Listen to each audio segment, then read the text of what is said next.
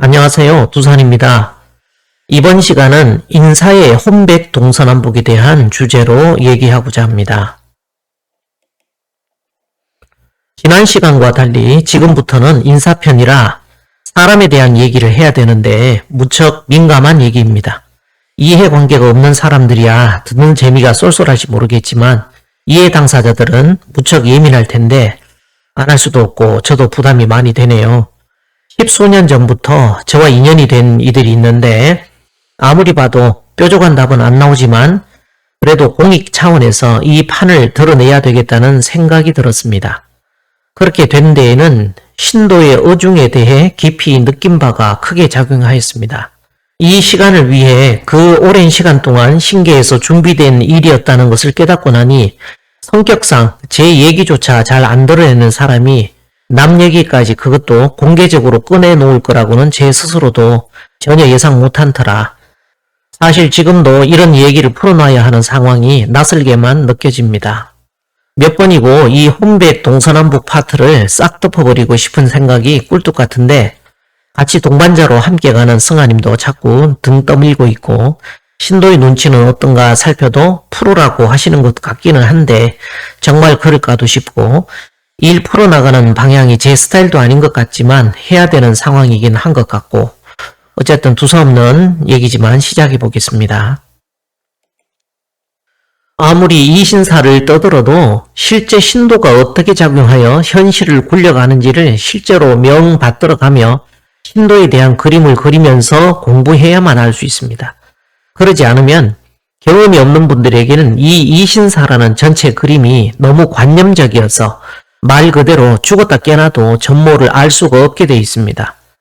그렇다고 신앙하는 모든 이들에게 일괄적으로 이런 체험들을 시킬 수는 없고 일테면 군에 다녀오신 분들 유교훈련 받을 때 숙달된 조교로부터의 시범을 지켜보며 숙지에서 그대로 따라하듯 신계에서는 이 혼백 동서남북에 대한 인간 세상의 시범 케이스 같은 모델들이 꼭 필요했던 것 같습니다. 그동안은 저를 포함해 다들 인신합덕의 깜냥까지는 아니라 생각했기 때문에 혼자 공부하고 말지 굳이 드러낼 이유까지는 찾지 못했는데 신계 여도를 찾아 들어가면 갈수록 점점 베일 속에 가려진 인사의 일꾼들을 통해 펼쳐지는 천지에서 그려주시는 도통판의 그림들을 사심없이 드러내주는 것이 오히려 신계의 뜻에 부합된다는 최종 판단을 하게 되었습니다. 신계에서야 원하고 계시지만 그렇다고 사람에게 강제하지도 않으신 것 같습니다. 오히려 일꾼들이 성숙해서 이젠 신계의 의중을 스스로 깨닫고 선택하여 결정하기까지 기다려주시는 듯한 그런 느낌을 받기도 합니다. 천지의 공무적 방향성에 부합되어 움직이는 각각의 조각들은 각자의 한계를 아는 채 하늘의 뜻을 이 지상에 펼쳐내고 있습니다. 그렇지만 인간이기에 오는 그 부족함 때문에 오히려 더 많은 먹이를 제공케 할 수 있고 날 것 그대로로 모두에게 타산지석의 공부가 되게끔 일종의 교보제 역할로 쓰여지라는 뜻으로도 받아들였습니다. 그런데 신계의 뜻과 반대로 대부분의 신앙인들은 올해 갑진년부터는 이제 미완성의 작품은 원하지 않는 것 같습니다. 그 동안과 같이 해답 없는 지루한 과정은 이제 신문만 나고 오직 도통자를 통해 펼쳐지는 판타지 같은 결론만 다들 원하기만 할 뿐입니다. 그리고 그 말궁둥이의 빈대부터 목적만 이루면 된다고 판단하는 건지 마치 자신들 돈 불려줄 사업가를 찾는 투자자들처럼 신계에서 바라시는 의도는 전혀 간파하지 못하고 엉뚱한 곳에만 몰두하는 것이 마치 서로 다른 곳을 바라보며 평행선을 걷는 사람들처럼 신도의 뜻과는 반대로 여전히 길을 못 찾고 있습니다. 그래서 좀 더 색다른 시도로 진리의 문제에 접근해보려 혼백 동서남북의 인사편 시리즈물을 기획해 보았습니다. 이 또한 천지사를 끌어내는 동반자로 함께 동고동락해온 승아님의 전폭적 동의가 없었다면 소개할 용기를 내기 어려웠을 것입니다. 사실 천지집을 떠받치는 이 네 기둥의 문제는 오랜 화두였습니다. 저와 인연이 되었던 분들 한 분 한 분 떠올려보면 저를 포함해 신계의 4대 종장과 인신합덕을 이룰 정도로 신법이나 모든 면에서 솔직히 싱크로율이 10%에도 미치지 못한다는 판단이 있었기에 항상 결정을 유보할 수밖에 없었습니다. 바람 같아서는 싱크로율이 최소 80% 이상 정도 되는 그런 이상적인 일꾼들을 만나보고 싶은 마음이 꿀떡 같습니다. 그래도 십수년을 오면서 신도에서 그들을 계속 포기하지 않고 쓰시는 걸 보면서 지금은 저 포함 모두를 흠백동서남북의 배역에 충실한 전문 배우 정도의 역할로만 무늬만 인사의 사칠성까지는 그나마 인정하게 된 것이지요. 모두가 서로를 인정하며 천지일에 합심하여 동참해도 될까 말까 한데 이건 뭐 합쳐보기도 전에 서로 디스하느라 바쁩니다. 아니 팀원들 전체가 원래부터 한 팀일 거라는 생각조차 해보지 않았겠지요. 그러고 보면 서로 안중에도 없이 관망만 하고 있었는데 제가 짜놓은 판에 허락도 없이 본인들을 넣지 말라는 항의가 나올지도 모르겠네요. 어쩌면 저부터가 합의 없는 독단으로 팀키를 하고 있는 것인지 모르겠습니다. 어쨌든 현재까지는 이 혼백 동서남북 팀 자체가 각자 도생의 판일 수밖에 없는데 신계에서는 이러한 모습조차 재활용 쓰레기처럼 대다수 도생들이 공부하는 교보제 역할이 되게끔 너희들을 희생하라는 신도의 뜻으로 해석해 보기도 합니다. 아니 정확하게는 제가 그려본 신계의 의중일 뿐이지만요. 이 천지 드라마 혼백 동서남북의 출연 중인 콩가루 집안 막장 가족들 얘기는 일단 그 화려한 라인업을 소개드리고 이야기 보따리를 풀어볼까 합니다. 일단 온 강물을 미꾸라지 한 마리가 다 흐리고 다니듯 온 도판을 휘젓고 다니는 여의주 도생님, 동방칠성의 배역에 아주 열과 성을 다해 혼신을 다해 열연을 하고 계신데 물론 본인은 절대로 그런 배역일 거라는 생각 자체를 손톱만큼도 안 하겠지요. 오히려 처음 듣는 제 얘기가 마냥 황당하게만 들리겠지만 어느 순간 자신도 모르게 정말로 이 천지 드라마의 주연급으로 캐스팅당해 열심히 연기 중이었다고 깨닫는 순간이 올 겁니다. 그때까지 본 드라마의 방영을 본방사수해서 열심히 시청해 주시길 기대합니다. 용이 여의주를 물어야 승천을 하듯 여의주는 조화를 상징하지요. 천지 어머니가 옷에 차고 다니는 뽀로티처럼 깜찍한 호연이를 연상케 하는 동방칠성에 대한 비유입니다. 게다가 나무는 동방목이니까 이름도 여의주나무는 동방칠성에 대한 상징이네요. 상대님 공사도수를 구석구석 살펴보니 딸랑 혼자 진주되고 마는 판이 아니더군요. 마치 메인보드 위 정중앙에 다중 CPU가 꽂혀서 모든 연상 과정을 수행하듯 진주의 자리도 애초에 혼백 동서남북이라는 메인보드 시스템과 분리되어 있지 않습니다. 그게 부정할 수 없는 상제림 공사이지요. 물론 우리는 혼백 동서남북이라 정해진 무대 위에서 연기하는 배우일 뿐 발연기 하다가는 상황에 따라서 교체되는 변수 같은 존재라는 걸 꼭 명심하기 바랍니다. 천지 조화 정치인이 내 일은 되어놓고 봐야 하느니라는 고수부님 말씀은 현재 혼백 동서남북 역시 끝까지 가봐야 된다는 말입니다. 가다 보면 서로 자리가 바뀌거나 아니면 예상 외에 전혀 새로운 젊은 피로 수혈될 수도 있다는 얘기죠. 각자의 자리는 상시 고정된 붙박이가 아니라 변수라는 말이기도 합니다. 상제님께서도 운수를 열어주어도 이겨받지 못하면 그 운수가 본처로 돌아가기도 하고 또 남에게 그 운수를 빼앗기기도 한다고 하셨습니다. 어쨌든 현재 경매장의 혼백 동서남북 자리는 물건값을 부르는 호가에 따라 그 주인도 달라질 수 있으니 매 순간 집중하시기 바랍니다. 여의주나무라는 단체를 만들어 활동하거나 유튜브 동영상 올리고 들을 때마다 우리 딴엔 일 벌리는 것에 굉장히 우려를 했어요. 어느 날은 그 모임 가진다는 소식을 보고 있는데 그곳에서 탁기가 느껴질 줄 알고 마음에 대비를 하고 있었는데 그런데 이건 예상 밖에 아주 맑은 기운이 들어오더라고요. 헐, 우린 그게 더 충격적이었어요. 우리도 대한도 계도를 하였으니 자기가 한 건 문제가 안 되고 남이 하는 건 우려된다고 하는 격이라 그걸 뭐 내로남불 피장파장이라고 하면은 할 말 없지만 우리가 신기해서 다 시켜서 한 일입니다. 물론 따지면 그쪽도 신기해서 시켜서 한 걸 하겠죠. 어쨌든 인간적으로 일 풀어가는 모습들에서 의구심이 들고 불안했었는데 오히려 예상외로 맑은 기운이 들어오는 걸 느끼다 보니까 오히려 우리가 더 혼란스럽더군요. 이게 뭐지 싶은데 신기에선 잘하고 있다는 식인지 계속 주목을 하라는 뜻인지 알 수 없었고 기운을 내려주신다는 사실 자체가 이해가 안 되었습니다. 그러다가 이제 와서는 신계의 의도가 얼추 파악이 됐기 때문에 지금에서야 말하게 됩니다. 일단 대한도와 여의주나무는 모종의 의도로 신계의 필요에 의해 쓰이고 있다는 소리로 이해하시면 될 것 같군요. 물론 남법인지 진법인지는 중요한 게 아니고요. 팩트는 어떤 용도로 쓰고 계시다는 것만 진실입니다. 다음으로 여의주 도생님과 그야말로 용호상박인 청강스님을 소개합니다. 물론 청강스님은 그렇게 비교되는 것 자체를 말도 안 되는 넌센스라 여기시겠지만 제 얘기는 동과 서의 세팅된 자리값이 그런 양상이라는 얘기입니다. 사람을 비교하는 것이 아니고요. 청강스님은 현재 금정사 주지스님이십니다. 여의주 도생님이 김수부님으로 대장하려면 꼭 영입해야 할 섭외 1순위가 바로 백호기의 주인입니다. 왜냐하면 백호를 그린 백호기는 천자가 거동할 때 사용되었기 때문이죠. 지난번 여의주 도생님한테 심보가 어떻다는 소리를 듣고서 스님이 그날 잠깐 충격을 먹었죠. 독전스까불에 천상천하 유아 독종격의 자존심에 자그마한 스크래치가 나긴 했지만 금방 툴툴 털어내셨습니다. 천지의 병권을 진 분의 호의를 받으려면 이젠 좀 자존심 죽이는 게 좋지 않을까 생각되는군요. 그런데 청강스님도 서방칠성 정도의 자리로는 그 뱃볼을 채울 수 없는 분이라 여의주님과 아주 훌륭한 경쟁자가 될 것 같습니다. 왜 그 속수정경에 보면 붉은 장딱 깃을 터니 잠자던 중 일어날 때로다. 그제야 병신같이 다리를 둥둥 거지고 징검징검 들어가니 하란의 시름꾼이 여기저기서 수군수군 하나 들은 채 아니하고 나하고 한번 하여보자 하니 그거 중놈 아니가.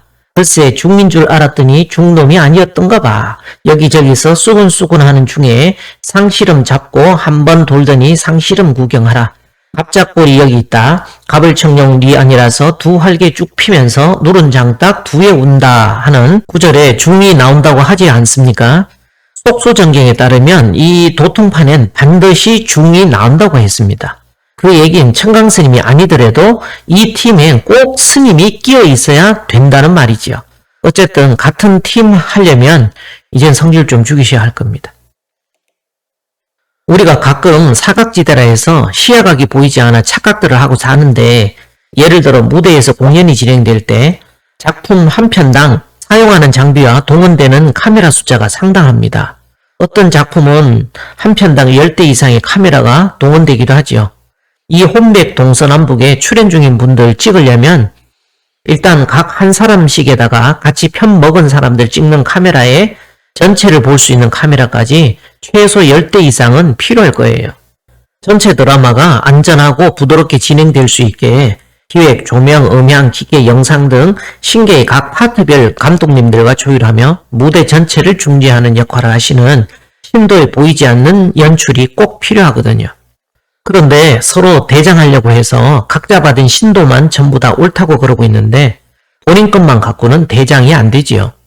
동서남북에 설치된 카메라로 두루두루 살펴서 전체가 돌아가는 공연 무대를 상황실에서 면밀히 체크하며 지시 내리는 일테면 평창 동계올림픽 개폐회식 총감독을 맡았던 송성환 씨 같은 커리어 정도의 도적인 상황 판단은 돼야 되지 않겠어요? 그리고 하나같이 다들 자기 능력으로 본다고 착각하는데 신계에서 신안을 열어 보여준다는 것을 꼭 명심해야 될 것입니다. 자기 능력이나 재능으로 착각들 하지 마세요. 썩은 말뚝에 기운 붙여 쓴다고 하셨던 것처럼. 그런데 저희 오랜 경험으로 볼 때 열어주실 때와 닫을 땐 신계의 의도가 숨어 있으니까 우리는 이 사실에 집중해야 될 것입니다. 그런데 동서남북 당사자들은 자기 중심으로 돌아가는 거 빼놓고는 안중에도 없더군요. 그렇지만 여기는 여기대로 천지 돌아가는 거 이쪽 카메라로 다 보고 있어요. 간혹 동쪽에서 일어나는 상황을 신계에서는 서쪽에 자리한 청강스님에게 꿈으로 보여주기도 하더군요. 도라는 것이 선천에서 하듯 숨기고 숨겨주는 것만 능사가 아니지요. 후천은 이제 모든 것이 환히 드러나 숨길 수 없는 세상입니다. 그래서 천지 돌아가는 상황을 싹 오픈해 주려고 열게 되었습니다.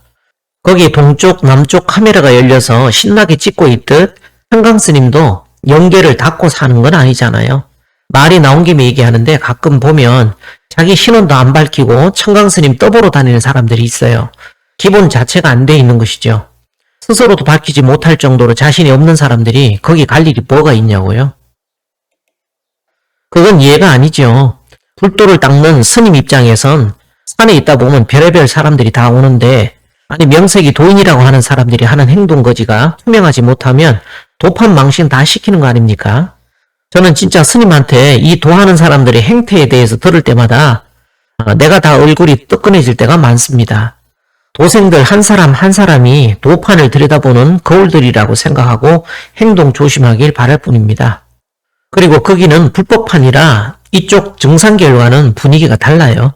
아무리 도생들이 도한다는 자존심으로 절의 스님 알기를 먹같이 알아도 로마에 가면 로마법을 따르라고 절에는 절법이라는 것이 있어서 길에서 스님 만나면 합장 올리는 것이 원칙이고 실내에서 만날 땐 삼배를 드리지요. 도생들이 불자들처럼 하지는 못해도 최소한 초면에 만날 땐 스님에 대한 예경으로 딱 한 번이라도 삼배를 올릴 정도의 기본 예의는 갖추는 것이 그게 불도를 닦아보신 분에 대한 존중이고 반대로 도생들도 존중받을 수 있겠죠. 그게 법주를 아는 정도가 되는 사람들이 하는 처신입니다. 내가 대접받고 싶은 만큼 상대를 존중하는 것이 인간사에서도 황금률 아닙니까? 저와 청강스님에 대한 인연은 앞으로 차차 얘기하겠지만 여의주님이 가끔 소개를 해주셔서 관련 영상들이나 금정사 카페에 관련 글들을 보셔도 될 것 같습니다. 청강스님과는 오랜 인연이 있지만 재작년 대한도국 개천대지를 올리고 나서 얼마 후에 정읍에서 서방 백호칠수제를 올리고 이어서 관성제군을 모시는 서리치성을 했더랬습니다. 이때 어떤 관운장의 진영을 쓸까 고민했었는데 신계에서는 금정사 미륵전에 모셔놓은 똑같은 관운장의 상을 모시라고 사인 보내주셨어요. 물론 백호 역시 금정사 미륵전에 백호가 그려진 백호기를 모셔놓게 했지요. 그때는 왜 굳이 너의 절에서 모신 신상을 똑같이 모시도록 했는지 알 수 없었는데 시간 지나 보니까 모종의 신계의 의도가 있었다는 사실을 알게 되었습니다. 이처럼 온 도판을 휘젓고 다니며 남법 행각에 가까울 정도로 나대는 동방칠성 자리에 대해서는 오히려 이해가 안 갈 정도로 맑은 기운을 내려주시는 황당한 상황이 있었다면 서방칠성과는 때때로 함께 천지제를 모실 수 있게 협업하게끔 하는 신도의 안배가 있었습니다. 자, 다음으로 남방칠성의 배역에 대한 소개를 해야겠는데 제가 도심주님은 직접 만나본 적이 없어서 따로 할 얘기는 없지만 상계님 말씀 중에 천지집을 지으려면 기둥이 완전히 서야 천지공사가 무궁하리라는 구절이 있습니다. 상제님께서는 이 천지집을 떠받치는 네 기둥의 이름 자체를 도심주라 하셨는데 그러니 그 닉값만으로도 남방칠성의 대리라 못할 것도 없죠. 최근에 영대편 잘 봤는데 막판에 도심주님이 저에 대해 한 얘기는 그저 도심주님 개인적인 해석으로 보이네요. 여의주님이 삼청전 기도 때 저에게 혹시 우리 둘이 그 사람 둘이 아닐까요? 라고 문자를 보낸 적이 있습니다. 그때 하도 어이없는 얘기라 대답할 필요성을 못 느껴 답장을 안 했더니 만나서 그에 대해 따져 물어보더군요. 그래서 제가 그 두 사람 문제는 종통과 관련된 내용이라 쓸데없는 생각이라고 얘기를 했죠. 마침 그때 여의주님이 써놓은 21일 수행 체험기의 내용이 저에게도 한부가 있어 읽어보겠습니다. 저는 대장금에서 장금이가 홍시맛이 나서 홍시맛이 났다고 말했을 뿐이라고 한 것처럼 저도 사람 둘이 음양을 상징하는 것 같았고 그 음양이 동지전야 21일 동안 유일하게 상제님의 체백이 있는 증산법종교에서 기도해야 할 것 같은 생각이 자꾸만 들었는데 아쉽게도 그리할 사람을 사방을 둘러보아도 우리 둘밖에 없어 그렇게 말했을 뿐이라고 말하고 싶었지만 워낙에 두 사람 이야기에 거부 반응을 하시는 바람에 입을 닫고 말았던 것입니다. 그런데 삼청전에서 오늘 기도하며 다시 두 사람에 대한 화두가 떠오르더군요. 이제는 저까지 무시하니 신명계에서 애가 타셨는지 이번에는 영화 화면처럼 보여주며 말씀을 하시더군요. 작은 컵에 담긴 송사리 2마리를 보여주시며 고래와 상어로 만들어 주신다고 말씀하시던데요 라고 하자 스승님은 어이가 없는지 그냥 웃고 넘어가더군요. 그래서 저도 무시하고 잊어버리기로 했답니다. 뭐 이렇게 쉬어있네요. 여기서 작은 컵에 담긴 송사리 2마리를 보여주시며 고래와 상어로 만들어 주신다고 말씀하시던데요 하는 내용이 나오는데 고래와 상어 정도면 주인공과 악당이라고 해도 좋고 참법과 어지러운 법 아니면 뭐 둘 다 덩치가 큰 물고기니까 큰 인물 정도로 좋게 봐줘도 되지 않겠어요? 저도 그때는 그 정도로만 생각하고 까맣게 그 일을 잊고 있다가 얼마 전에 여의주님이 21일 수행에 대한 얘기를 유튜브에 올린 걸 듣고 문득 그 생각이 다시 나더라고요. 다시 신계의 본래 의도가 궁금해지더군요. 그래서 다시 생각해보니 고래는 포유류고 상어는 어류였습니다.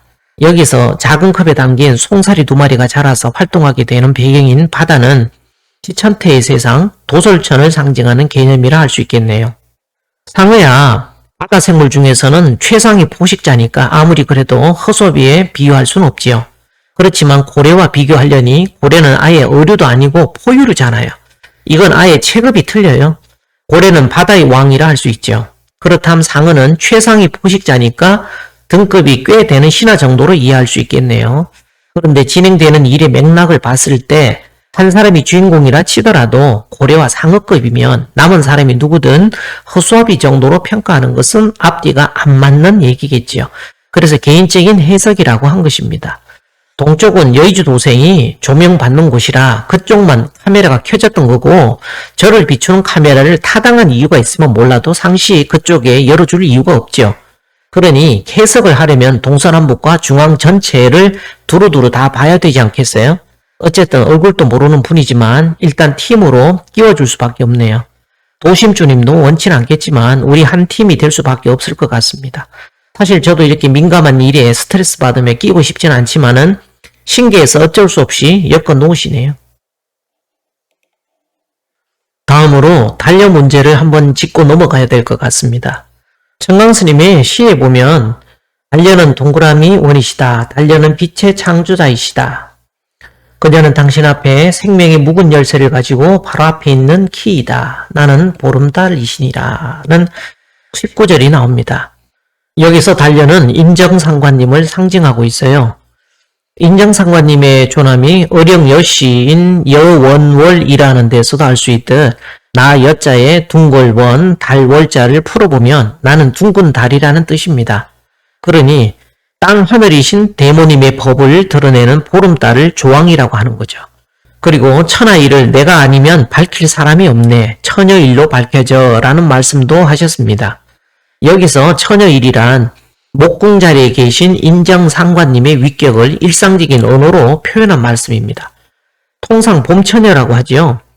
게다가 이 목궁 자리가 사칠성에다가 배속하면 동방칠성의 후견인 역할을 하지 않습니까? 그러니 인정상관님의 방위인 동방의 대리대행인 칠성의 비역을 맡은 여의주님과 마치 태출처럼 보름달이 하늘로부터 연결돼 항상 여의주님 따라다닌다고 했던 것이죠. 청강스님은 그저 본대로만 말을 하신 겁니다. 인정상관님은 지천태 칠음무의 자리, 그러니까 사문을 열고 들어가는 핵심 키이지요. 감히 이분 허락이 없이는 곤자리로 들어올 수 있는 사람이 없습니다. 그래서 그녀는 당신 앞에 생명의 묵은 열쇠를 가지고 바로 앞에 있는 키이다 라는 식구가 등장하는 것이죠. 그런데 이러한 맥락을 도심주님에게도 신기해서 똑같이 보여주셨네요. 여의주님 등 전체가 투명한 보름달로 꽉 찼다고 하면서 백회를 뚫고 하늘로 올라가다가 다시 내려오더라는 얘기를 마치 신도에서 일부러 보여주듯이 모종의 의도를 품고 그렇게 도심주님께 보여준 겁니다. 그게 뭔 소리겠어요? 언제 한번 청강스님이 인정상관님 산소를 찾아뵌 적이 있었답니다. 그때 산소를 영안으로 보니 인정상관님이 옛날 초가집 같은 데서 사시는데 스님이 다가서자 문을 여시더니 백도령 왔는가 라고 한번 하시더랍니다. 서방칠성 대리대행이니까요. 그러니 이게 무슨 말입니까? 청강스님과 도심주님에게 신안 열어주고 닫고 하면서 보여주시는 분이 동일하다는 얘기잖아요. 그 얘기는 신계에서는 지금 서방칠성과 남방칠성 그리고 동방칠성의 대리대행에게 전달되는 영적 메시지가 모두 같은 분에 의해 컨트롤되고 있다는 소리 아닌가요? 그래서 우리가 원팀이라고 하는 겁니다. 여기 중앙의 센터 자리도 그저 놀고 먹지는 않아요. 여기도 똑같이 인정상관님의 통제를 받고 있어요. 다만 여러분들과 다른 방식입니다. 여기는 고급스럽게 신안 열어주지는 않으셔요. 정말 무식하게 일시킵니다. 오로지 승한이 몸을 그냥 여기저기 주구장창 푹푹 찔러대 아프게 하는 것이 다입니다. 한번 당해보세요. 겪어보면 욕 나와요. 해답을 찾지 못하면 답 찾을 때까지 이 통증을 달고 살아야 된다고요. 팔, 다리, 머리, 어깨, 무릎, 발 여기저기 곳곳이 쑤시고 저리고 불통이 되도록 막으시는 거죠. 그러니 머리 아픈 통증 달고 살면서 신도에서 왜 그렇게 못 살게 하는지 그 의도를 계속 생각해야 돼요. 여기는 토자리라 생각의 방이라서 생각을 하게 만드셔요. 생각에서 생각이 나오느니라는 말씀이 있으시죠?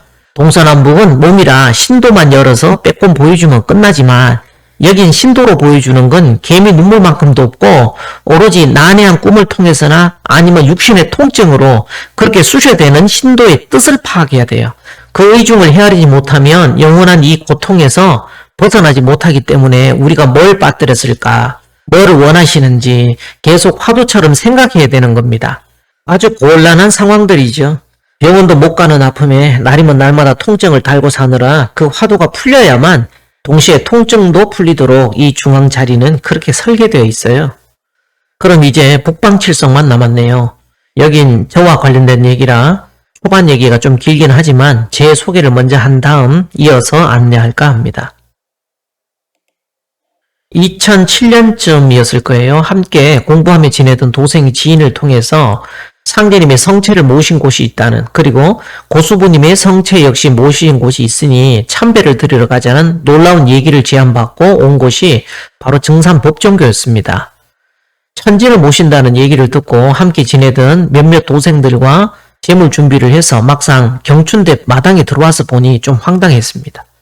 여기는 증산도에서 신앙 당시에 그리고 그 이후 나와서도 동곡 약방을 성지순례차 한 번씩 내려올 때마다 지나치는 곳이었으니 말입니다. 신앙을 하며 몸담고 있던 단체에서 은근히 남법교단이라 깔던 것도 있고 너무도 보란듯이 모셔져 있는 상제님 유고를 18년 세월이 다 지나도록 모르고 지냈다는 어이없음에 또 상제님 체백은 못 찾는다는 얘기로 알고 있었는데 어렴풋이 기억나는 얘기로는 소뼈가 묻혔는지 개뼈가 묻혔는지 하는 내용도 1990년도판 그 옛날 도전에서 본 것만 갖고 해서 영 신뢰가 가지 않았습니다. 또 차려간 재물들은 성체를 모신 성명원인 영대에서는 못 올리고 옆에 증산 미륵부처님을 모셔놓은 삼청전이라고 하는 곳을 들어가서 재물을 올리고 사배를 드리게 되었습니다.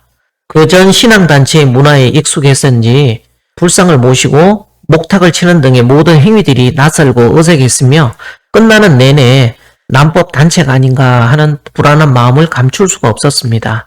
고정관념이라는 게 그리 무서웠던가 봅니다. 재물 모신 과일이며 음식들도 손사래를 치며 떠안기듯이 법정교에 다 주고 고수부님 산소라는 곳을 또 찾아가서 또 참배를 올리게 되었습니다. 가서 보니 증산교 대법사에서 산소를 돌보고 관리하는 것 같았고 자세한 내역을 새긴 비석이 세워져 있었습니다. 그제서야 안심이 좀 되고 둘 중에서 여기만큼은 제대로 왔구나 하는 생각이 들어서 흡족했던 기억이 납니다. 평소 익숙하여 보고 싶은 것만 보고 믿고 싶은 것만 믿고자 하는 고정관념과 타성에 젖어 있던 때였습니다. 이후로도 매년 한두 차례 정도 고수부님 선화치성만큼은 산소에서 올리게 되었고 자연히 법정교도 연례 행사로 겸사겸사로 들르게 되었는데 처음 멋모르고 방문한 이후 올라가자마자 인터넷에서 돌아다니는 화한당실기라는 법정교를 창교한 상제님의 따님이신 화한당 선사님의 일대기를 기록한 책을 파일로 내려받아 읽게 되었습니다.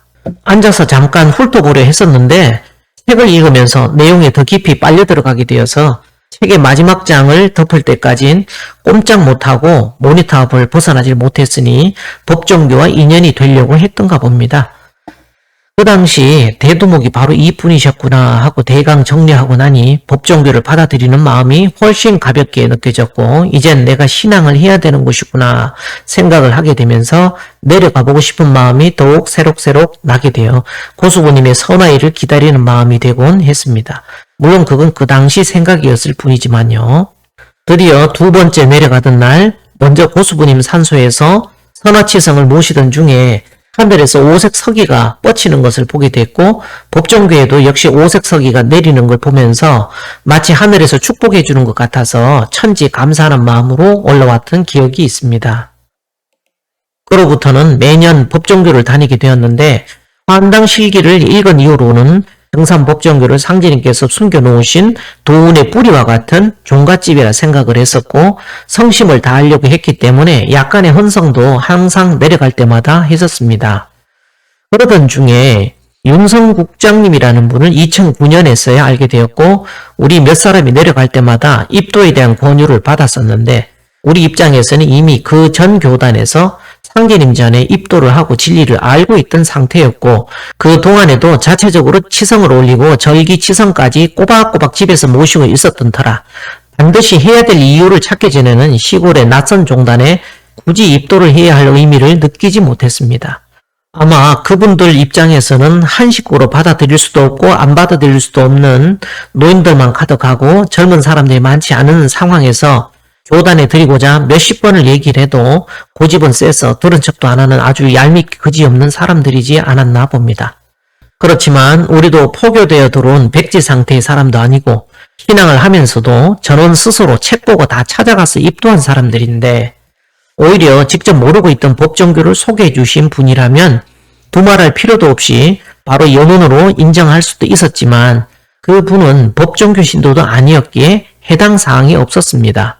법정교 역시 환당 실기를 읽고 스스로 내려간 거고 입도만 안 했다 뿐이지 외분유로서 조금씩 대치성도 참여하며 이미 우리 입장에서는 법정교에 대해 마음의 뿌리를 내리고 있었던 터라 누군가의 권유에 의한 심경의 변화로 받아들여진 것이 아닌 만큼 연원을 달아야 할 이유가 없었고 아무나라도 지정해서 연원을 달아야 신도가 된다는 식의 얘기는 오히려 반감만 가지게 되었던 터라 입도는 꿈에도 생각을 하지 않았습니다. 아마도 이때까지는 아직 기존에 신앙하던 방식에 물이 덜 빠진 채로 뿌리 깊은 고정관념의 틀에서 벗어나지 못한 이유이기도 했고 일종의 진리적 자만심도 있었다 생각됩니다. 특히 2009년 음력 6월 24일은 상계님께서 화천하신 후 100주년이 되는 때였습니다.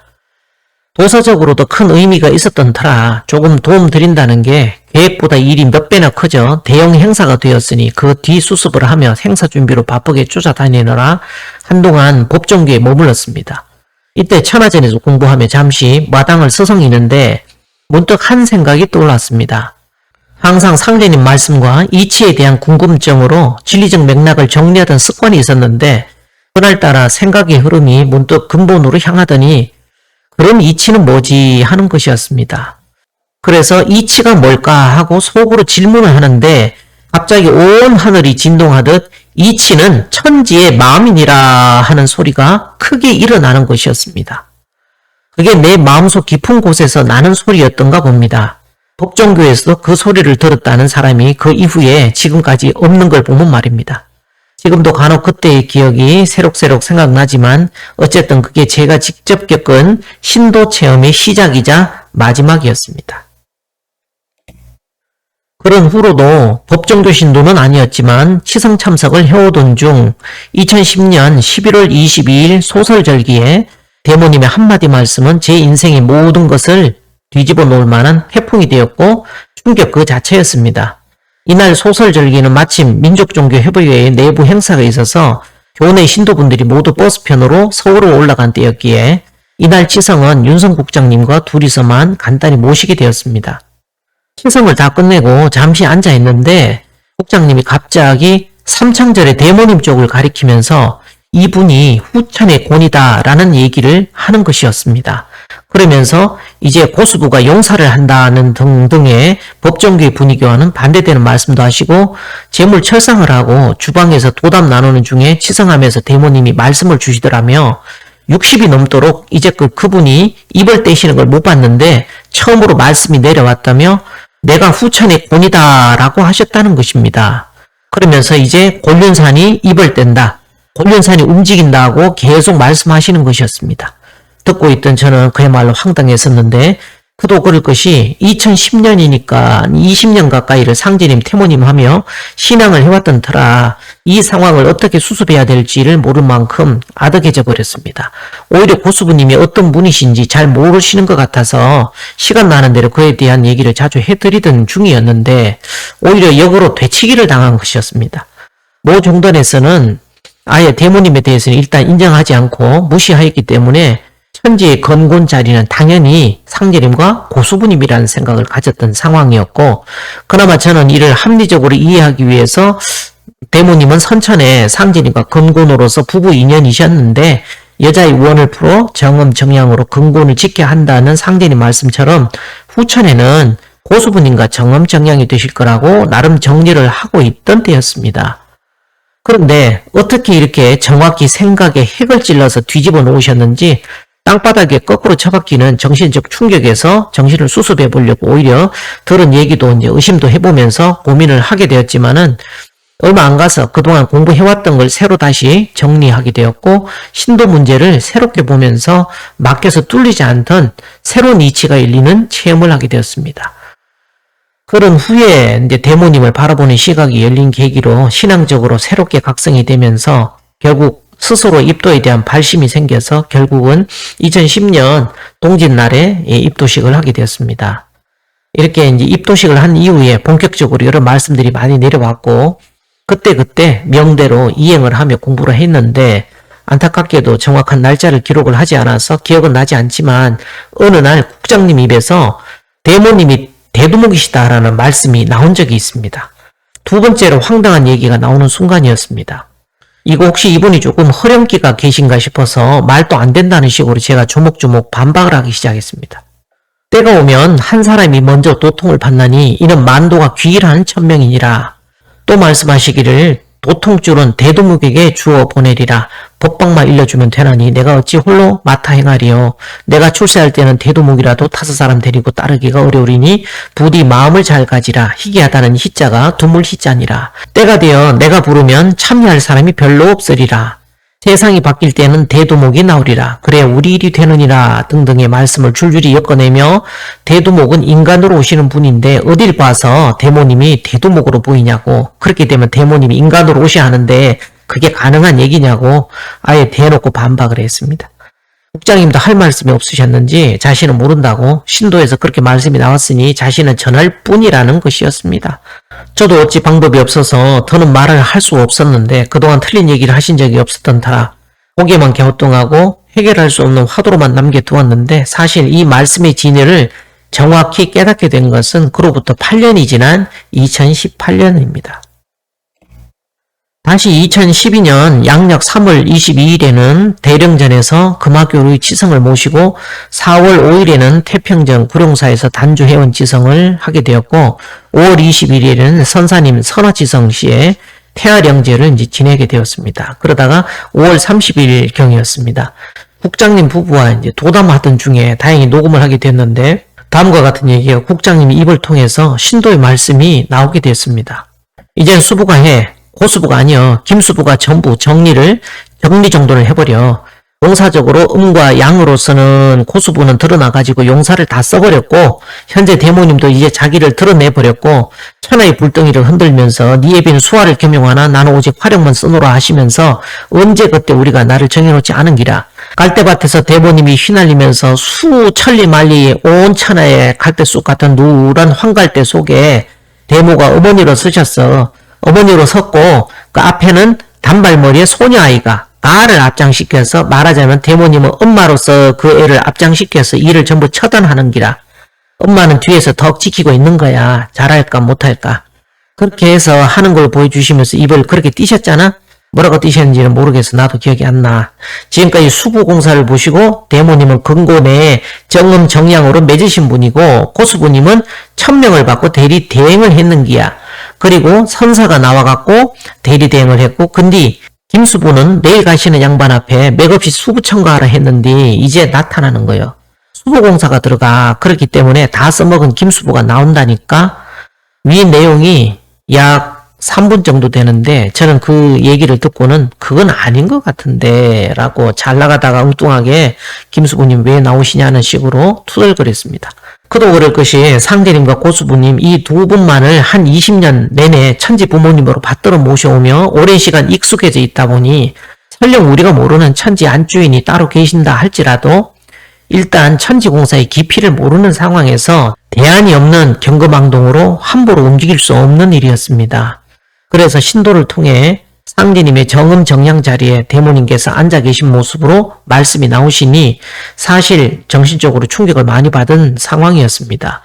그 충격을 수습하기도 전에 정신이 없는데 이제는 대모님과 고수부님의 진리적 위상에 대한 해묵은 숙제까지 풀어야 할 상황으로 내몰리게 되었고, 그러다가 이제 좀 수습했나 싶었는데 까마득히 잊고 있던 김수부님까지 새롭게 등장하신다고 하시니 그동안 머리 싸매고 나름 두 분 중심으로 정리해 놓았던 진리적 틀을 또다시 뒤집고 패를 섞어서 다시 서로 간에 모순 없는 유기적 관계가 되도록 그에 맞게 천지 이치에 맞게 새로이 정돈해야 되는 골치 아픈 숙제가 생기기 때문이었습니다.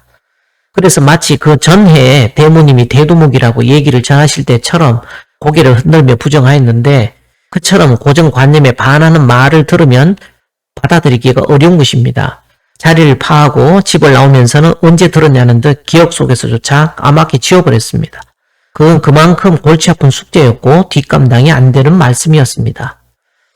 그러고 나더니 몇 달 지나지 않아 결국 김수부님의 진리적 위상에 대해 깊이 고민하지 않을 수 없도록 자극시키는 새로운 인연을 만나게 되었는데 그게 지금의 여의주님입니다. 저에게는 조금 더 공부가 깊어지는 계기이자 추후에 닥칠 시련의 빌미가 되기도 하였습니다. 이후 인정상관님의 자리까지 다시 준비하는 과정에서 음양 오행의 이치에 비로소 눈을 뜨게 되었으니 돌아보면 상제님 도를 새롭게 재해석할 수 있는 진리적 바탕을 준비하는 시간이 아니었나 생각됩니다.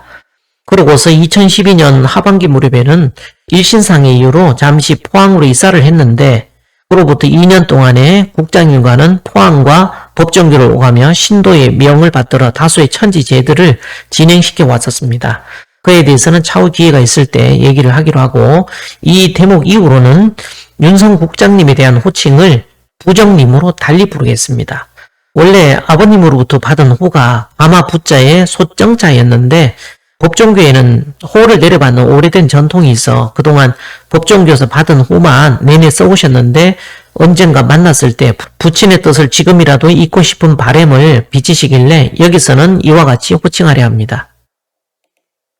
시간은 흘러 2014년 하반기가 되자 그쪽에서의 일들도 다 끝내고 이제는 왠지 상제님이 기지가 있는 전라도로 오고픈 마음에 거처가 온전히 정해질 때까지 잠시 머물 겸 인정도덕원에서의 21일 공부 중에 마침 인연이 되었던 청강스님의 금정사에 잠시 짐을 풀게 되었습니다. 그렇게 절간에서 그의 겨울을 보내고는 2015년 2월엔가 정읍으로 이사하고 나서 얼마 후 회사에 입사해 한동안 잘 다니다가 2017년 봄이 되자 그동안 다니던 회사를 일신상의 이유로 사직하고는 약 2년간 두문불출하며 선악인문이라는 책을 집필하게 됩니다. 어느덧 2019년 봄이 되자 그동안 써왔던 책의 편집을 대강 마무리하게 되었는데 6월경이었지요. 어느 날 이제 책도 다 썼겠다 2년을 넘게 방에서만 갇혀 지내다가 지인의 소개로 도생들 모임에 초청을 받은 덕분에 간만에 홀가분한 마음이 되어 여행삼아 도생들끼리의 모임에 참여를 하게 됐습니다. 그런데 이 모임에서의 도담은 대구 도방 도생들을 비롯해 울산, 부산, 전주 등지의 여러 도생님들과 추후 만남의 인연과 계기가 되었고 그런 인연으로 다들 증산법정교에 입도도 하게 되었습니다. 이때 인연이 되어 지금까지 한결같은 마음으로 천지일을 받들고 있는 분이 승하님이지요. 그러다가 7월부터는 뜻하지 않게 화명님을 통해 선악인문의 전문이 4개월 정도 한참 범증산 도생방에 소개되는 일이 있었습니다. 그러다가 글을 거의 마무리하던 10월경에 천지공무원과 천지성경신 닉을 쓰던 두 분 도생 부부를 만나게 되었는데 그 당시에는 전혀 그런 쪽으로 연결지을 생각을 못할 때였습니다.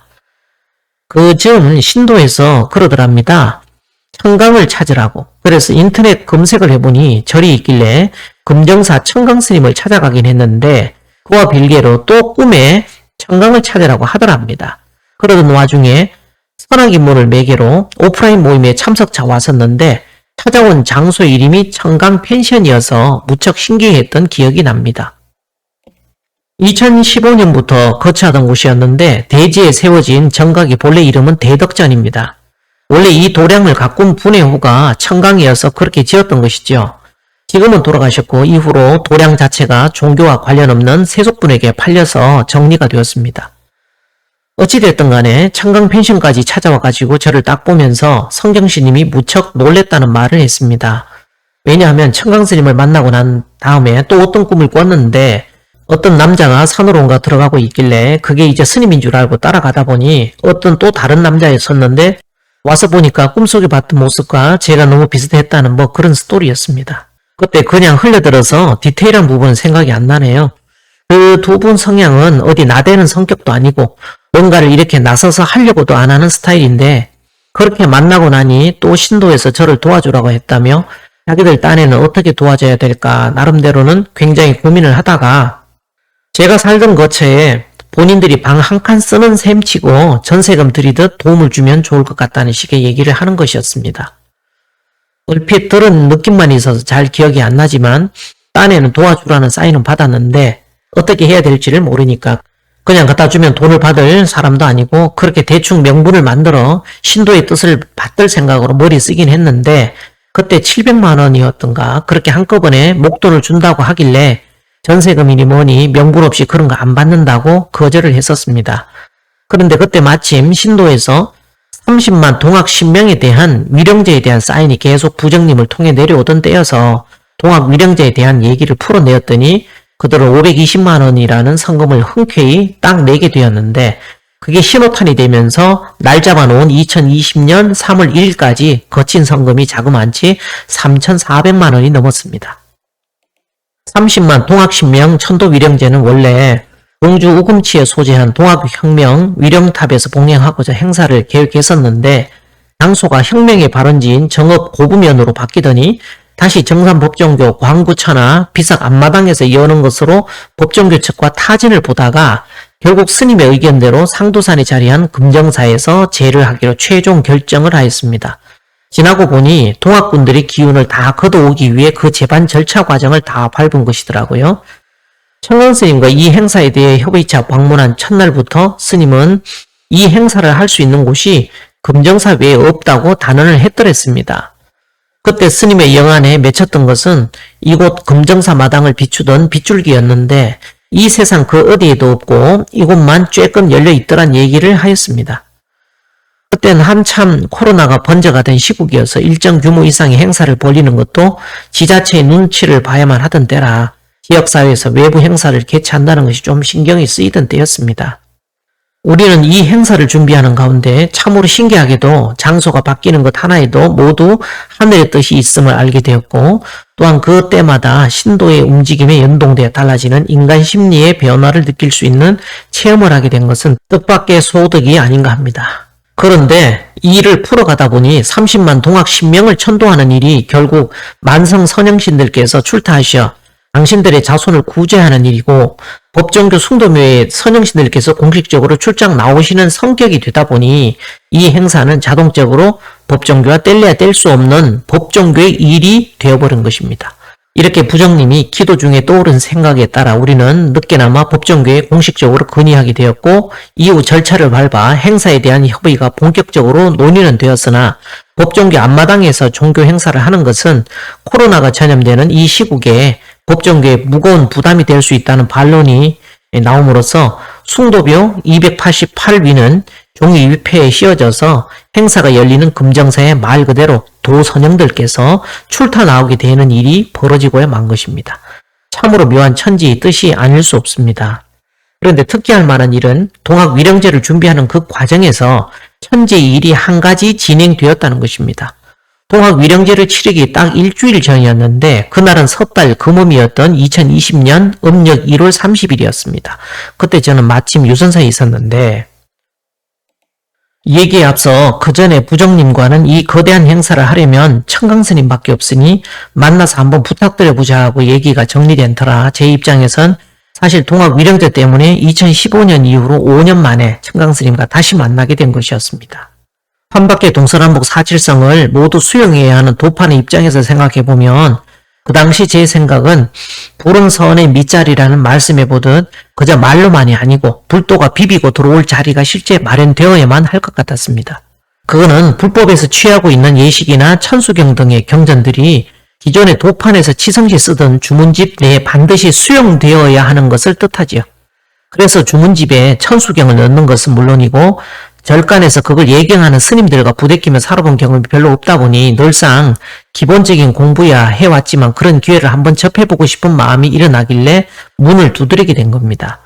물론 청강스님과의 경험이 앞전에 있었지만 워낙 청강스님이 특별한 분이다 보니 일반적인 불교 문화의 날 것들에 대한 평균치의 체험들이 좀 필요한 데다가 마침 동학위령제로 인해 일을 준비하는 데 있어 여러 가지로 도움이 될 것 같아서 겸사겸사 두둥산에 자리한 유선사를 택해 행사 전 충분한 시간을 좀 가지려 들어가게 되었습니다.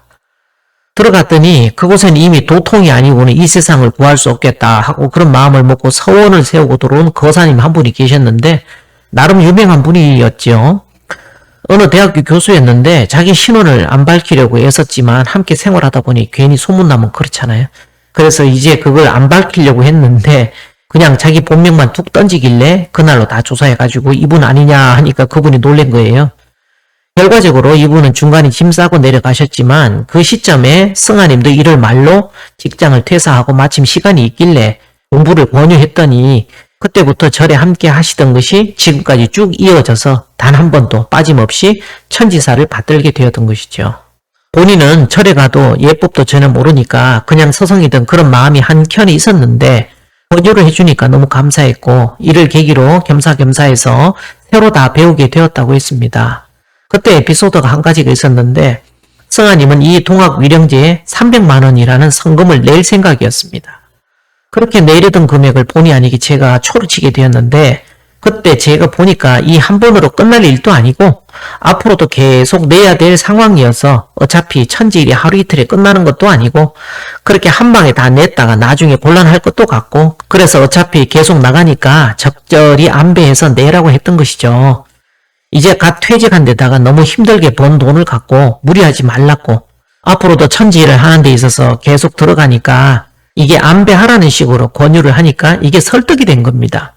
그 달콤한 말에 설득당해갖고 본인도 생각해보니 그러면 150을 낼까 100만 원을 낼까 자꾸 이렇게 줄어들어 그러다가 이제 셋이서 부정님과 우금치로 행사 자리 알아보러 가는데 사실 유선사 들어간 첫날부터 그날 밤을 꼬박 새버리는 일이 있었습니다. 그래서 본인 혼자 생각에 잠자리가 바뀌어서 갖고 그러나 했는데 날밤을 샌다고 해서 본인이 운전까지 못할 정도의 체력도 아니고 근데 머리가 아파갖고 울렁거리고 운전대를 잡을 수가 없으니까 저보고 운전하시라고 하고 그리고 가다가 사람이 아파 죽겠는데도 신도 문제로 결부시켜 전복시킬 줄은 전혀 모르고 어리석게도 어느 타임에 돈을 조금 낸다는 소리를 부장님한테 할까 하고 머릿속에서 뱅뱅 도니까 어느 순간에 딱 승왕님이 저보고 힘들게 번 돈 한꺼번에 내지 말고 안배를 하라는 식으로 권하는데 좀 줄여도 돼요 라고 했더니 부장님은 잠깐의 멈춤도 없이 택 도는 소리라고 하는 바람에 납작 엎드려서 내겠습니다 한마디 끝나자마자 거짓말처럼 언제 아팠냐는 식으로 머리가 시원하게 개어버렸다는 것이죠. 정말 허무할 정도로. 본인이 몇 날 며칠 그냥 개고생하던 두통이었는데 그 말 한마디에 싹 가시고 나니 이젠 그렇게 유도했던 저를 괴롭히는 것이었습니다. 이 양반이 쓸데없이 바람 넣어가지고 지금 날 그렇게 괴롭혔다고 저야 입이 100개라도 할 말이 없었던 것이죠. 진짜 몇 날 며칠을 고민했던 거 그날 그렇게도 아팠던 머리 도대체 날 갖다다가 왜 시험에 들게 해갖고 날 이렇게 고통을 주냐고 그러는데 그런 과정이 없었으면 신도에서 이렇게 개입하고 있는 것도 본인한테 사인을 주는 것을 허투루 생각할 수 없게끔 이렇게 그때부터 훈련을 제대로 시킨 것이죠. 그러고 나서부터는 그걸 가지고 5만 군데를 요지가지로 신기해서 지금까지 다 써먹고 있는 겁니다. 그러는 가운데 동학위령제 칠흑이 딱 일주일 전이었던 음력 1월 30일이었습니다. 그때 저는 유선사에 있었는데 이 날은 선우천이 바로 이 날을 기해 갈라지는 천시였기에 그 명을 인사에서 받드느라 치성 준비를 하고 있었습니다. 상제님께서는 무신나월의 대공사를 보시는 가운데 시어간하고 종어간하는 동북방 간도수의 이치에 접목해 각각의 해당 방위를 맡은 사신수 중에 북현무와 동청룡의 예로 드셨습니다.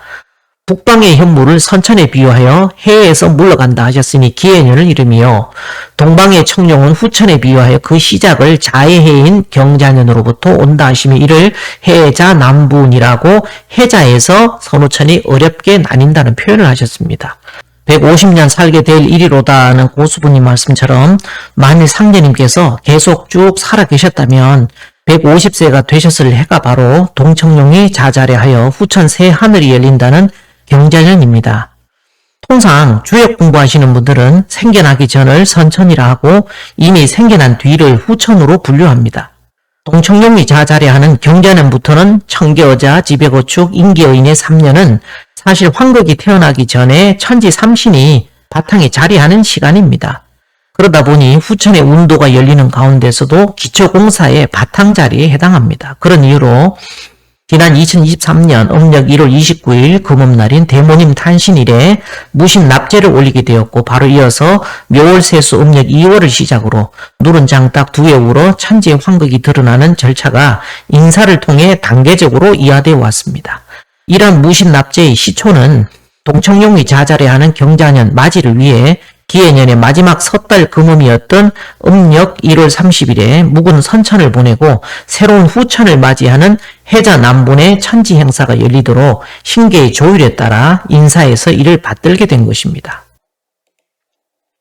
이날 두승산 유선사의 본당인 대웅보전에는 몇몇 법종교의 도생들이 참여한 가운데 법주이신 스님의 미륵청으로 법회가 열리게 되었습니다. 사실 우리가 북현무는 사해거하고 동청룡은 자잘해란 말은 많이 쓰지만 실제 선후천이 교대하는 해자 남분의 이 천지 시간대에 선천 북현무를 보내고 동청룡의 후천 곤도운을 여는 예식을 천지에서 사람을 쓰는 이때에 참여하여 그 뜻을 받드는 천지 예식을 치르는 일은 그야말로 말로 다 할 수 없는 영광스러운 일이지 않겠습니까? 그리하여 2020년 음력 1월 30일에 두동산 유선사에서 피로자나 부처님 봉영 예불을 그렇게 치르게 되었습니다. 사실 이 법회가 열리게 된 계기는 딱 8일 전에 화동 모임 가는 길에 합천 해인사에 잠시 들러 대적광전의 피로자나 부처님께 참배드리면 어떻겠냐고 했던 북방칠성 대리였던 도생님의 건의로부터 시작되었습니다. 그때 참배드리려 했던 이유는 해인사에 모셔진 해인의 기운을 모셔오기 위함이었습니다. 그게 다 신계에서 시킨 일이었습니다. 하루는 공사를 행하실 때 백두산의 기운을 뽑아 제주 한라산에 옮기고 덕유산에 뭉쳐있는 기운을 뽑아서 광주 무등산으로 옮기고 금강산의 기운을 뽑아 영암 월추산으로 옮긴다 하시니 한 성도가 그 이유를 여쭈거늘 상제님께서 말씀하시기를 백두산에 천지가 있고 한라산에도 못이 있으며 금강산이 12,000봉이요 월출산도 12,000의 기운이 있음이로다 하시니라는 말씀이 있는데 현재 유선사의 비로자나 부처님은 월출산 도갑사에 모셔진 부처님을 옮겨온 것으로 선천불교의 법보사철인 해인사의 기운이 후천 운도를 맞아 이곳 두승산으로 자리 잡게 됨을 상징하고 있습니다. 그러고 나서 이틀이 지난 후 동학위령제 협의차 방문한 금정사에서 뜻밖의 얘기를 듣게 되었는데 선천을 보내고 후천을 여는 일종의 무신 납제를 상징하는 섣달 금음의 이날 행사를 설명하던 중에 청강스님은 놀랍게도 영적으로 기로자나 부처님께로 어떤 치마를 입은 분이 임하시는 신도의 사건에 대해서 당신께 보신 것을 증언해 주셨습니다. 그분은 대모님입니다. 그 전날 1월 29일 법정교에서는 대모님의 탄신치성이 있었고 그때 올린 3단 케이크에 쿠키로 조각되어 있듯 삼리화로 상징되는 분이십니다. 이 케이크를 똑같이 주문하여 섣달 금음날 유선사에서 한 번 더 올린 것이죠. 특히 그 얘기를 듣는 과정에서 영적으로 보이는 영상이 있는데 영업 전체가 바다이며 우뚝 솟은 두승산이 섬의 형상으로 보이더란 말씀까지 곁들여 주셨습니다. 청강스님의 이 얘기는 고수부님 말씀처럼 바다 가운데 자아도가 정업이라는 소리입니다. 이건 이미 제가 선악인문 쓸 때 상제님 말씀의 핵심을 요약 정리한 내용과 같습니다. 이처럼 인사를 통해서 하늘의 일이 이렇게 지상에 드러날 줄은 상상도 못했는데 그저 말없는 천지의 족적에 남겨진 천의의 경외심을 가질 뿐입니다. 그렇게 천지제를 치르고 나서 다시 음력 2월 1일은 온조우에서 열리는 영등제에 참석하게 되었습니다. 음력 1월 30일 낮에 시간이 있어서 문득 생각이 난 김에 이곳을 방문하게 되었는데 당일 저녁 11시에 영등제가 있다는 안내를 받게 되었습니다. 마침 유선사에서 비로자나 부처님 복령 부패를 하고 나서도 참여할 수 있겠다는 판단이 되어서 도생님들과 공유를 하였더니 모두 참여 의사를 보여서 그날 저녁 행사에 모두 참석하게 되었습니다. 이곳은 국립공원 내장산과 이밤산이 중간에 위치한 영산인 삼신산 아래에 자리 잡고 있습니다. 소설 본주를 쓰신 농초 박문기 선생은 본주님께서 심청이라 불렀던 최영단 여사의 장남입니다. 그분이 건립한 건물인데 본주호란 글자 그대로 우리 조상님들을 따뜻하게 대하는 집이요. 조상의 가르침을 이어받아 배우는 집이요. 조상의 업적과功德을 살펴 연구하고 발표하자는 집이란 뜻입니다. 음력 2월 초하룻날 영등신을 대상으로 하는 제사를 영등날이라고도 하며 2월 전체를 영등달이라고도 합니다. 영등신은 비바람을 일으키는 신이므로 영등제를 풍신제라고도 하는데 이 영등제를 낮 시간에 부정님께 말씀드렸더니 문득 부정님의 뇌리에 마고성의 주인께서 내려오는 영상이 보이더란 말씀을 하셨습니다. 이 말씀을 통해 섣달 금음인 까치설날과 우리 설날인 2월 초하루 영등제의 의미를 이치적으로만 어렴풋이 알게 되었고 이 양일에 곧 종죽 유시로서 무국이 퇴거하는 이치가 담겨 있음을 깨치게 되었습니다. 이제 바야흐로 날이 바짝바짝 다가오더니 드디어 행사 전날은 하루 종일 다음날 행사를 위해서 플랜카드를 걸고 천막 치고 30만의 동학 신명들에게 밥 한 숟가락씩이라도 올리자는 생각에 준비를 하다 보니 쌀만 200포대를 쌓아놓고 술 66말에다가 과일 대략 한 50박스를 씻어서 준비하는 등의 저녁 늦게까지 행사 준비에 여념이 없었습니다. 그렇게 고깃값만 1,100만원이 훨씬 넘었었고 20kg짜리 쌀 200포가 근 1천만원 정도에 막걸리와 과일 합쳐서 한 300만원 정도였으니까 기타 재물과 경비를 다 합쳐보니 전부 3,300만원 정도의 제비가 딱 들었습니다. 그러면서 드는 생각, 행사 준비에만 하루 꼬박 걸리는 일인데 금정사에서 안 했으면 어쩔 뻔했냐 싶은 생각이 문득 날 때마다 아찔한 가운데 안도의 한숨이 쉬어지곤 했습니다. 드디어 3월 1일이 되자 새벽부터 잠에서 깬 우리는 7시에 금정사에 도착하였고 7시 30분에는 소 2마리, 돼지 7마리, 닭 100마리 등의 재물을 2대에 나누 실은 냉동 탑자를 맞이하며 9시까지 전날 준비해둔 재물을 진설하느라 정신이 없었습니다. 그리고 9시에 식전 행사로 두 분의 상도산 산신님을 청하는 불교 의례를 시작으로 동학신명 천도위령제가 시작되었습니다. 이어서 반천무지 4배를 시작으로 기도 발언 및 주송과 부정님께서 발언문을 읽는 것으로 일부 행사를 끝내게 되었습니다. 2부 행사는 불교의 천도의식으로 영가들을 대접하고 목욕시키는 대령, 관욕, 그리고 미륵 부처님께 올리는 상담 불공과 부처님께 공양을 마친 뒤 화엄성중님께 옮기는 중단 퇴고, 이어서 진혼무로 추모 공연을 마친 뒤 영가를 천도하는 관음시식과 영령을 정중히 원부안하는 예식인 봉성과 탈상에 해당하는 소대 의례를 끝으로 이날의 천도위령제를 모두 마치게 되었습니다. 위령제가 있던 이 날은 동영상에서 보도 30만의 신명들이 운집해서인지 구름이 겹겹으로 쌓여 해를 가리는 통에 날씨도 예상과 달리 무척 추웠고 영가청을 하는 내내 288위의 선영신들과 30만이 넘는 인표가 새겨진 종이를 신바람이 3차례 쓸고 지나갈 때는 정말 신을 인정하지 않은 사람도 느낄 정도로 귀기서린 바람으로 그 존재에 대한 알림을 주는 듯 느껴지기까지 하였습니다.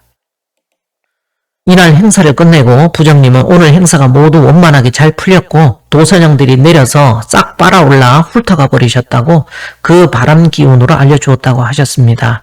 동학신명들이 안 먹어도 배가 부를 정도로 우리 일꾼들이 그 정성에 깊이 감동이 되셔서 천도가 되셨기에 사실 그 이후 반야용선에 태어가는 봉송과 소대의례의 행사는 그저 인간의 종교적 요식 행위에 지나지 않았다고 했습니다. 여튼 한 달 보름 내내 지고 있던 짐을 이날 행사를 마침과 동시에 내려놓으니 그렇게 홀가분하고 편할 수가 없었습니다. 이 행사를 위해 여러 날을 물심양면으로 정성을 보태고 성원해 주신 여러 도생님들께 감사 인사를 드렸고 아울러 모든 동학신명님들이 천도와 더불어 우리 도생님들의 업장 또한 다 녹아내려 해탈과 생명의 길에 더 가까이 이르시기를 기원드려 보았습니다.